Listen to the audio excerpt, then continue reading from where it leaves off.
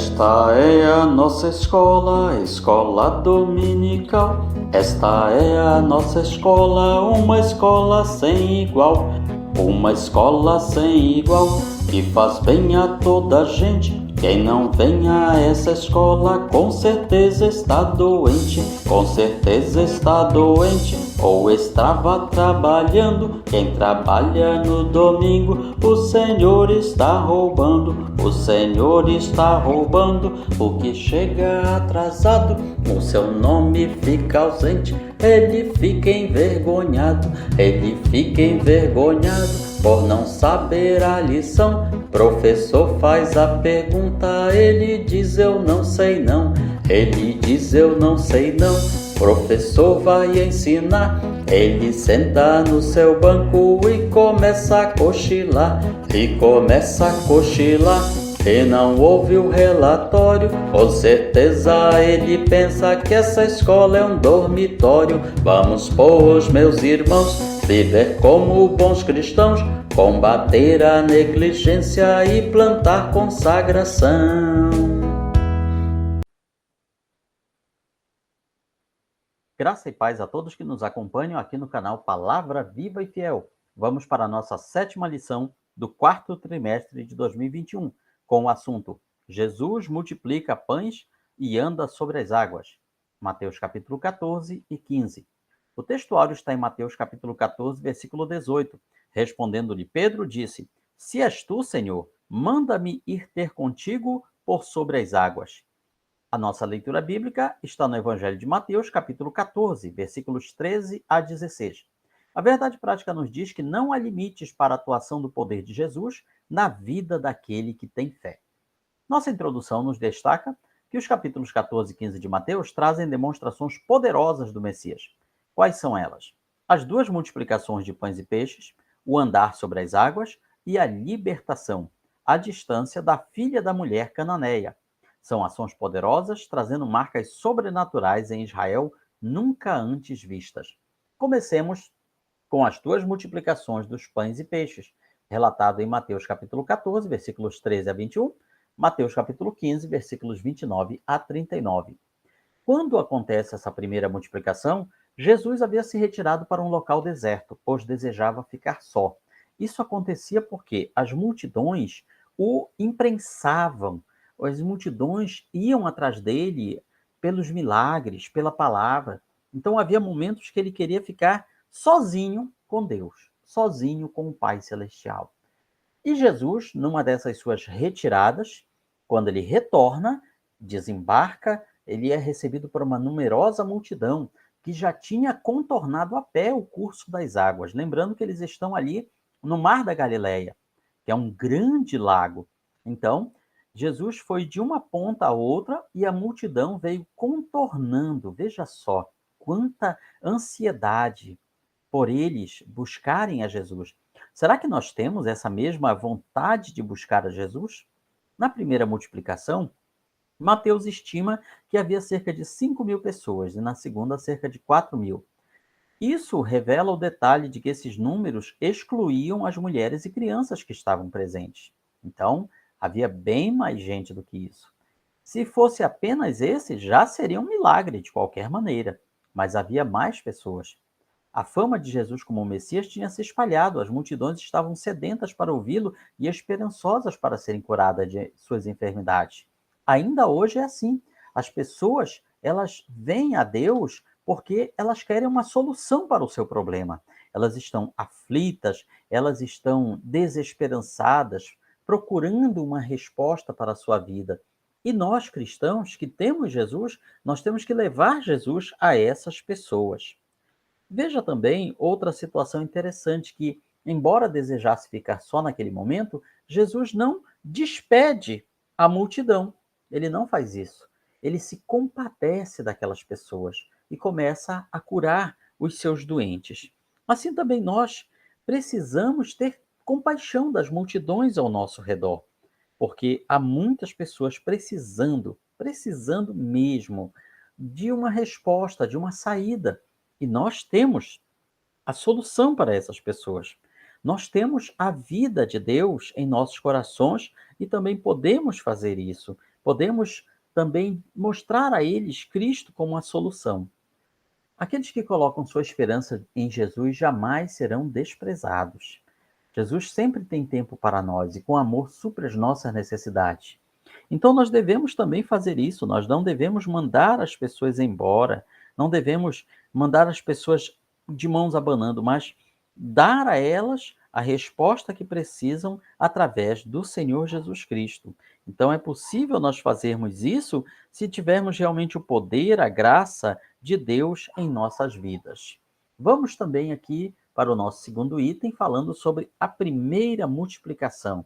Em vez de mandar embora as pessoas, Jesus ordena aos seus discípulos que organizem, para que não ficasse aquele tumulto em que poderia até resultar em pessoas pisoteadas, feridas. Isso nos ensina que no reino de Deus, na obra de Deus, é preciso organização.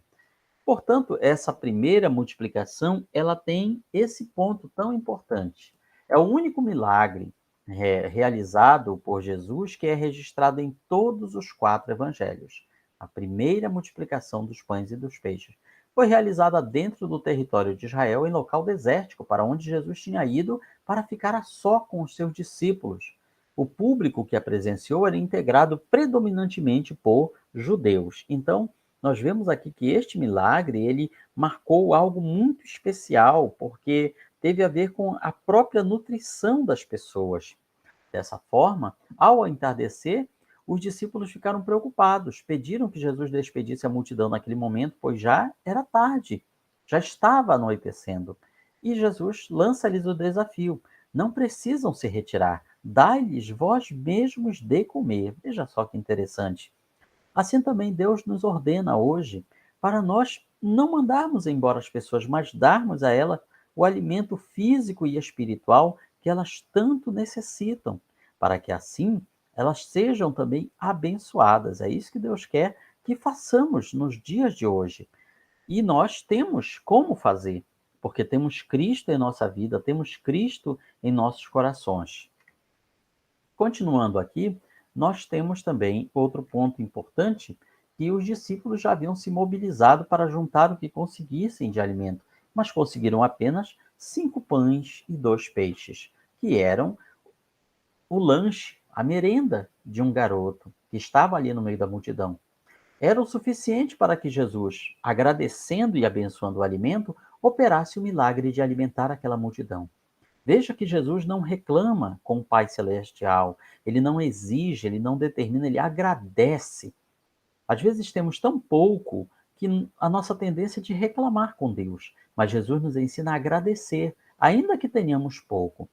Após todos se fartarem, sobejaram 12 cestos com os restos de comida.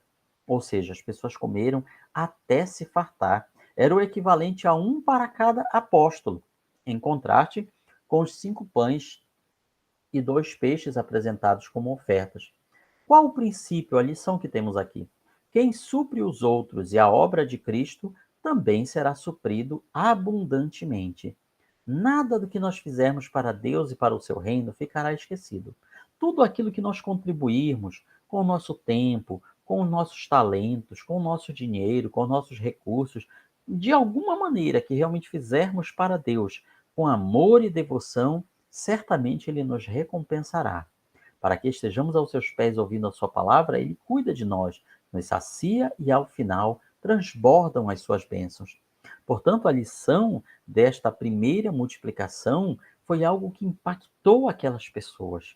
Talvez naquele momento elas não tivessem assim consciência de quão grande tinha sido esse milagre. Porém, isso depois vai influenciar para quê? Para que elas também busquem mais a Jesus. E a segunda multiplicação dos pães acontece aqui em Mateus capítulo 15. Jesus relata a sua compaixão pela multidão. Eles estavam há 3 dias com ele, em uma região deserta, não tinham o que comer. Não quero mandá-los embora em jejum para que não desfaleçam pelo caminho. Agora, a região de Decápolis é o palco dessa segunda multiplicação. Era uma região fora de Israel. Decápolis, a região das 10 cidades. Essas cidades eram com uma população mista, predominantemente gentia. Portanto, aqui nós temos uma multidão que era integrada, em sua maioria, por não-judeus. Veja só o contraste com a primeira multiplicação. Dessa vez não são os apóstolos que mostram preocupação, e sim Jesus. Agora, talvez eles, aprendendo a lição da primeira vez, talvez se reservassem para não falar nada. Deixaram que Jesus determinasse o momento de realizar o milagre. E assim acontece. Ele mostra a sua compaixão pelas pessoas. Novamente, destacando que nós devemos ter compaixão daqueles que estão ao nosso redor. Jesus mostra preocupação com a saúde e o bem-estar delas. Havia 3 dias que eles estavam ali, acompanhando, ouvindo sua palavra, vendo seus milagres. Não murmuravam, não reclamavam. Agora era uma multidão de cerca de 4.000 homens adultos, fora mulheres e crianças. Novamente ele multiplica os pães e peixes e sobram 7 cestos. 7 aqui é o número da perfeição divina. As duas multiplicações prefiguram a participação de judeus e gentios que aceitarem a Cristo no banquete messiânico. Isso mostra que o banquete do reino de Deus é para todos, judeus e não judeus. E dentre os não judeus é para todas as etnias, todas as classes sociais, todas as pessoas, se quiserem, podem ter acesso ao banquete divino. Essa lição, ela é muito bem demonstrada por essas duas multiplicações. Mateus capítulo 8, versículo 11, Jesus reafirma isso ao dizer que muitos virão dos 4 cantos da terra e se sentarão à mesa com Abraão, Isaque e Jacó. Aqui ele está falando de todos os povos, línguas, raças, todos virão para a grande ceia das bodas do Cordeiro, aqueles que receberem a Cristo como seu Senhor e Salvador e permanecerem fiéis até o fim. Vamos aqui ao segundo tópico. Jesus anda por sobre as águas. As multidões vão embora. Jesus sobe ao monte a fim de orar sozinho. Jesus, mesmo sendo filho de Deus, a segunda pessoa da Trindade, ele tirava tempo para falar com o Pai Celeste. Será que nós podemos seguir este exemplo? Tirarmos tempo também para orar, para falar com Deus, não apenas aquelas nossas listas de pedidos, mas sim conversar com Deus, expor a Ele as nossas lutas, nossas dificuldades, embora Ele saiba de tudo. Mas a oração não é para informar Deus, a oração é para que nós tenhamos comunhão com Deus. Jesus insiste então para que os discípulos vão embora, para a outra margem, sem ele. E ele ainda passa algum tempo despedindo as multidões, depois sobe ao monte para orar e consegue passar um tempo a sós com o Pai. Mas ele não descuida dos seus discípulos. Quem sabe estava em suas orações intercedendo por eles. Mas do monte em oração, quando os viu em dificuldade, ele foi até onde estavam, através da tempestade. Isso nos ensina que Deus, ele não está com os olhos fechados ao nosso sofrimento. Ele sabe tudo que nós estamos passando. E ele nos vê no meio da tempestade. Na hora certa, ele vai até nós no meio da tempestade, como Jesus fez com os discípulos, andando sobre as águas, na quarta vigília da noite, já para a sua parte final da madrugada, já por volta de umas 3 horas da manhã, da madrugada. Os discípulos ainda não tinham conseguido chegar ao destino por causa da grande tempestade. Veja só, como aqueles homens não deviam estar cansados, preocupados, talvez até pensando que tudo ia acabar ali, todos eles iam morrer naquela tempestade. Não havia esperança de salvação para eles, a embarcação era açoitada pelas ondas. Então Jesus vai até eles de forma totalmente inesperada, caminhando sobre as águas. E diante desse fenômeno, os discípulos ficaram tão aterrorizados que começaram a gritar. Pensaram que era um fantasma, ou como a gente fala aqui na nossa região, uma visagem, uma visão. Pois é, essa era a ideia deles. Então, eles ficaram já calmos quando Jesus fala até eles: sou eu, não tenham medo. Então, veja só que este milagre que Jesus faz de andar sobre as águas, ele não foi assim sem motivo. Todos os milagres que Jesus fez tinham um motivo, tinham uma razão. E nos livros dos Salmos, nós lemos em um determinado salmo que No Salmo 29, versículo 3, a voz do Senhor ressoa sobre as águas, o Deus da glória troveja, o Senhor troveja sobre as muitas águas. Ali está falando do domínio de Deus sobre as tempestades e as águas. Então, este salmo está apontando diretamente para quem? Para Deus. Para Deus. E agora, quem é que faz isso? Quem é que encarna isso que está dizendo aqui neste salmo? O próprio Jesus. Então, aquele milagre dele andar por sobre as águas foi mais uma maneira de dizer: eu sou o Deus que fala na lei, nos salmos e nos profetas. Aquilo que se atribui a Deus, Jesus realiza, confirmando a palavra ali do salmista, realizando uma ação que só Deus poderia realizar. Veja só. E essa mesma ação está em Abacuque capítulo 3, versículo 15. Pisaste o mar com teus cavalos, agitando as grandes águas. O profeta fala isso, atribuindo essa ação a Deus. E quem é que realiza isso? Jesus, novamente reafirmando a sua divindade. Antes de acalmar o mar, ele acalma o coração dos discípulos, o ânimo deles, ao dizer: não temam, sou eu, não tenham medo, sou eu. Afinal, estava os ventos, a chuva, eles não reconheceram Jesus de imediato. Então ele teve que se identificar para eles. Uma afirmação tão poderosa que leva Pedro a realizar um passo de fé como nunca se viu, algo que homem nenhum tinha feito. E ele pede para ir ao encontro de Jesus caminhando por sobre as águas. E assim Jesus permite que ele faça. Ele dá alguns passos caminhando sobre as águas, porém começa a afundar à medida que o medo vai corroendo o seu coração. Isso nos ensina que muitas vezes nós começamos a andar sobre as águas, começamos a vivenciar a vitória sobre os nossos problemas, porém o medo e as aflições acabam nos fazendo afundar. Porém, assim como aconteceu com Pedro, Deus estende a sua mão poderosa para nos resgatar. Ao entrarem no barco, cessou a ventania, cessou a tempestade. Jesus, então, ele realiza este duplo, poderíamos dizer até triplo milagre. Primeiro, ele vem andando sobre as águas. Segundo, ele permite que Pedro ande sobre as águas junto com ele. E terceiro, acalma a tempestade. Nós só podemos, assim, imaginar, deduzir o quanto os discípulos não devem ter ficado assombrados ao ver aquela cena. Isso nunca tinha acontecido na história da humanidade. Nenhum dos profetas, nenhum dos patriarcas do povo hebreu, nenhum deles tinha realizado algo sequer parecido. Era algo inédito na história do povo hebreu e talvez de toda a humanidade. Então veja o quanto eles não devem ter ficado assombrados e ao mesmo tempo com a sua fé reafirmada em Jesus. É por isso que anos depois, aqueles discípulos, eles pregaram o evangelho sem medo das perseguições, porque eles sabiam em quem estavam crendo. Eles podiam até mesmo passar pelo martírio, entregar a sua vida, porque eles sabiam que a quem pregavam era aquele que tinha feito todos esses milagres.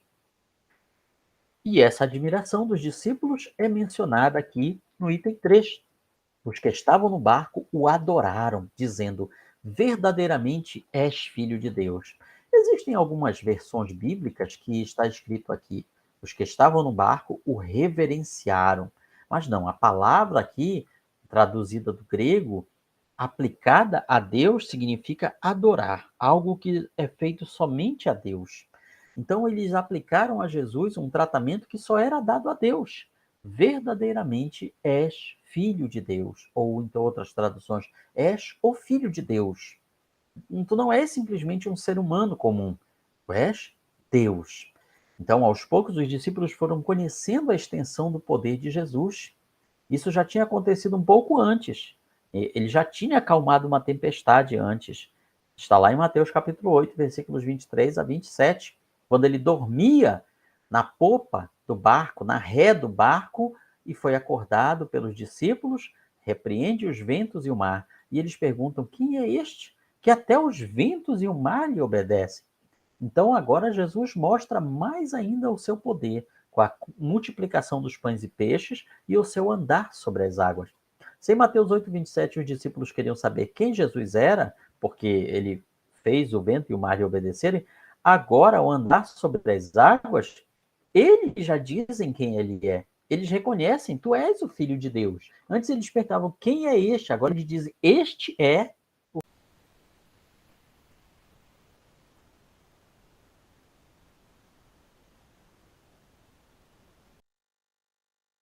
a 28. Poder sobre o reino das trevas. Vamos registrar agora o episódio que retrata Jesus expulsando demônios à distância. O episódio da mulher cananeia vai demonstrar exatamente isso. Mesmo que de longe, os demônios obedecem à ordem de Jesus. Veja que não era a primeira vez que Cristo tinha libertado pessoas oprimidas. Isso já tinha acontecido antes. Ele também já tinha curado pessoas à distância.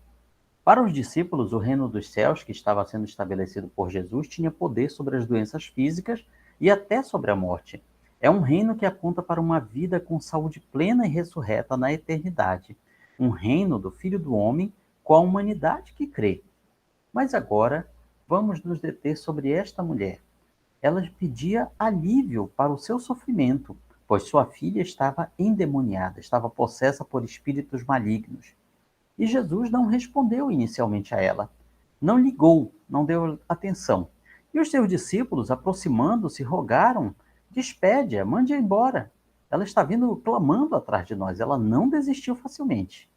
Aquela mulher, com certeza, já tinha ouvido falar sobre os milagres de Jesus, as proezas que Jesus tinha realizado na região da Judéia. Ele estava bem longe da sua terra natal. Ele estava nas regiões de Tiro e Sidom, onde atualmente fica o Líbano. Ele fez isso por quê? Justamente por causa do assédio daquela multidão. Para onde ele ia, as multidões o procuravam, em busca de curas, em busca de milagres, em busca dos pães milagrosos, dos peixes multiplicados. Então ele vai para onde? Vai para essas regiões distantes da terra de Israel, fora das fronteiras judaicas. Mas mesmo ali, a sua fama já tinha chegado. E não se sabe como aquela mulher ouviu falar de Jesus. Ouviu falar e agora ela pedia um alívio, uma cura, uma libertação para sua filha, que estava possessa por espíritos malignos. É interessante novamente destacar que no Antigo Testamento você não vê praticamente casos de opressão maligna. Talvez o único que seja registrado seja o de Saul. Mas no Novo Testamento você vê a ação maligna se intensificar de tal maneira que muitas pessoas possessas por espíritos vinham até Jesus e seus discípulos e eram libertas. Então veja que nessa oportunidade Jesus ele busca justamente, digamos, um descanso, um alívio temporário na sua missão, mas ainda assim aquela mulher cananeia, estrangeira, pagã, daqueles povos e tribos que habitavam ali antes da chegada dos israelitas, se aproxima dele, o procura e o reconhece como Messias, usando o título messiânico, Filho de Davi.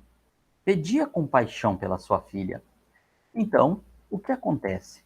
A insistência daquela mulher mostra a sua fé. Inicialmente, os discípulos querem deixá-la de lado, mas Jesus lhe dirige uma palavra que talvez tivesse desanimado a muitos. Eu fui enviado às ovelhas perdidas da casa de Israel. Ou seja, ela não fazia parte desse grupo. As ovelhas perdidas da casa de Israel, quem eram? O povo judeu. Como escreve o evangelista João, ele veio para o que era seu, mas os seus não o receberam. Mas a mulher não desistiu, continuou adorando-o e pedindo socorro. Então ele dá uma espécie de um segundo teste. Fala àquela mulher: não é bom tomar o pão dos filhos e lançar aos cachorrinhos.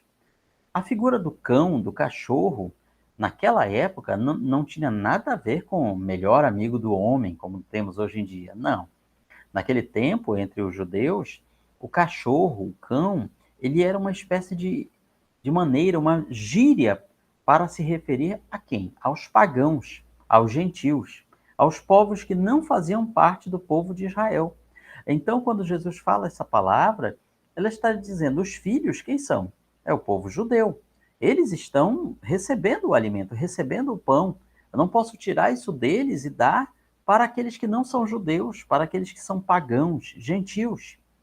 A mulher poderia se ofender com isso, poderia até mesmo desistir, mas ela não desiste. Ela continua insistindo. Vejam só como essa mãe era insistente e cheia de fé ao buscar libertação para sua filha. Ela responde palavras que atravessaram os séculos. Sim, Senhor, porém os cachorrinhos comem das migalhas que caem da mesa dos seus donos. Veja que a resposta da mulher foi notável. Em nenhum momento ela se ressente de ser classificada como cachorrinho, mas tirou o proveito maior da situação. Poderíamos dizer que ela recebeu um limão e fez uma limonada. Por quê? Ela deixou bem claro que não precisava da bênção toda. Só as migalhas da bênção já eram o suficiente para resolver o problema dela. Ela estava dizendo que o poder do mestre era tão grande que não seria necessário uma parte grandiosa desse poder para expulsar o demônio da sua filha.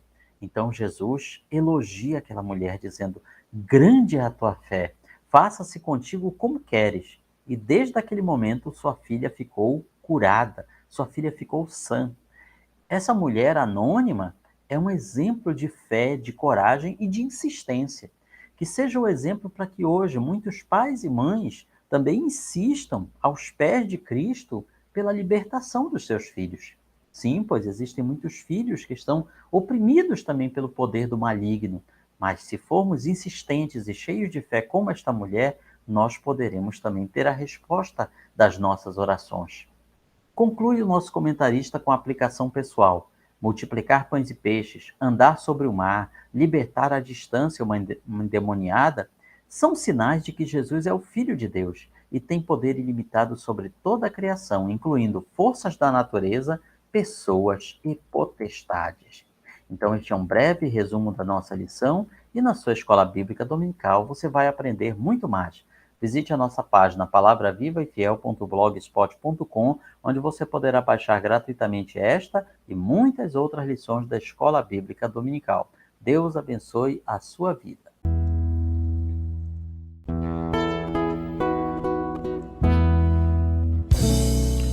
Findou-se o tempo de estudo da Escola Dominical. Boa lição aprendemos do nosso Pai Celestial. Despede-nos, Jesus Cristo, em tua paz e amor, e nos concede para sempre o teu celeste favor. Aos visitantes e amigos agradecemos também. Que a paz de Deus reine em todos e até domingo que vem. E até domingo que vem. E até domingo que vem.